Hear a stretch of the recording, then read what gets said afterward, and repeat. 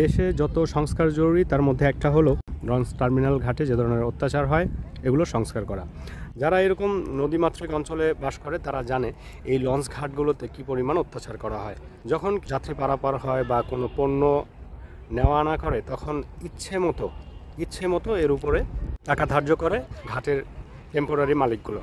আর এরকম ঘাট আপনার পেতে হলে সাধারণ কোনো মানুষ পাবে না, তার বড় ক্ষমতাধর হতে হবে এবং পয়সাধর হতে হবে। তাতে করে যেটা হয়, সাধারণ মানুষের কোনো কথাই এখানে চলে না। ঘাট মালিকরা যা ধার্য করে সে টাকাই দেওয়া লাগে, অন্যথায় তাকে লাঞ্ছিত হতে হয়, হয়রানি হতে হয়। আর এখন সাধারণ মানুষও এগুলোর সাথে অভ্যস্ত হয়ে গেছে, কেউই এদের সাথে তর্কে জড়ায় না। যা টাকা চায় দিয়ে দিতে বাধ্য হয় সাধারণ মানুষ।